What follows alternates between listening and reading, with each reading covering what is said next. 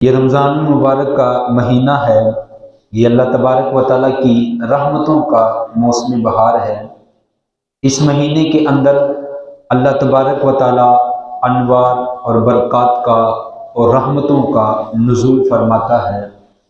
یہ وہ برکت مہینہ ہے کہ جس مہینے کے اندر اللہ تبارک و تعالیٰ گناہ گاروں کو جہنم کی آگ سے آزاد فرماتا ہے۔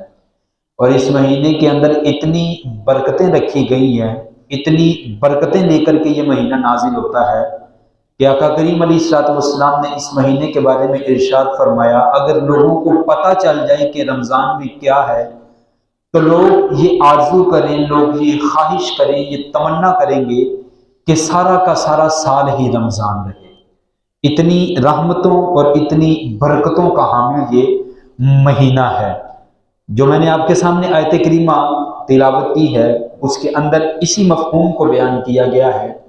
فرمایا گیا، یا ایھا الذین آمنوا کتب علیکم الصیام کما کتب علی الذین من قبلکم لعلکم تتقون، کہ اے ایمان والو تم پر روزے فرض قرار دیے گئے جیسا کہ تم سے پہلے لوگوں پر روزے فرض قرار دیے گئے تھے۔ روزے فرض کیوں قرار دیے گئے؟ فرمایا لعلکم تتقون، تاکہ تم متقی بن جاؤ، تم پرہیزگار بن جاؤ، تم کو اتقاء کی دولت جو ہے وہ نصیب ہو۔ بیسیکلی اس آیت کے اندر تین چیزوں کا بیان کیا گیا ہے۔ سب سے پہلے یہ چیز بیان کی گئی کہ اے ایمان والو تمہارے اوپر روزے فرض قرار دیے گئے ہیں۔ دوسری یہ چیز بیان کی گئی کہ تم سے پہلے لوگوں پر بھی روزے فرض قرار دیے گئے۔ اور تیسری یہ چیز بیان کی گئی کہ جو ہم نے یہ روزے فرض کیے ہیں اس کی وجہ کیا ہے؟ وجہ یہ ہے کہ اس کی وجہ سے تم کو تقوی کا نور ملے گا، تم متقی بن جاؤ گے، تم پرہیزگار بن جاؤ گے۔ پہلے تو کہا گیا کہ تمہارے اوپر روزے فرض قرار دیے گئے، اور ساتھ یہ تسلی دی گئی کہ صرف تمہارے اوپر ہی یہ روزے فرض قرار نہیں دیے گئے، تم سے پہلے لوگ جو گزرے ہیں ان کے اوپر بھی یہ روزے فرض قرار دیے گئے تھے، اور انہوں نے بھی جو ہے اس مشقت والی عبادت جو ہے اس کو کیا تھا، اور اس کے بدلے میں ان کو تقوی کی دولت نصیب ہوئی تھی۔ تو آج تم بھی یہ عبادت کرو گے تو ہم تم کو بھی تقوی کی دولت سے مالا مال فرما دیں گے۔ اور روزے کی فرضیت کے حوالے سے علامہ اسماعیل حقی علیہ رحمہ نے اس بات کو لکھا ہے، ملک تحمور الثالث، یہ حضرت آدم علیہ السلام کی اولاد میں سے تیسرا بادشاہ گزرا ہے۔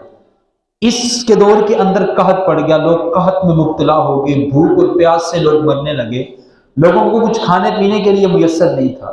تو اس بادشاہ نے اس وقت یہ اعلان کیا کہ ایک وقت کا کھانا تم نے کھانا ہے، اور ایک وقت کا کھانا بچا کر کے جو لوگ مصیبت میں مبتلا ہیں، جو لوگ دکھوں میں مبتلا ہیں، قحط میں مبتلا ہیں، جن کو کھانے پینے کے لیے کچھ بھی میسر نہیں ہے، ایک وقت کا کھانا تم نے ان کے لیے بچا کر کے رکھنا ہے۔ تو قوم نے اس بادشاہ کے حکم کو جو ہے وہ تسلیم کیا، اور ایک وقت کا کھانا بچا کر کے اس قوم کے لیے انہوں نے محفوظ کیا۔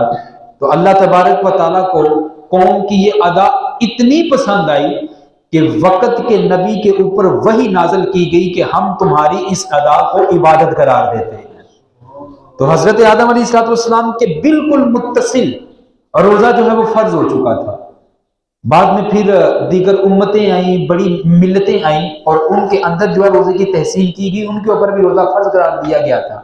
انجیل کے اندر بھی روزے کی تحسین کی گئی، اور تورات کے اندر، زبور کے اندر روزے کی تحسین کی گئی، اور جو لوگ روزے رکھتے ہیں جو ہے ان کی بھی تعریف بیان کی گئی ہے۔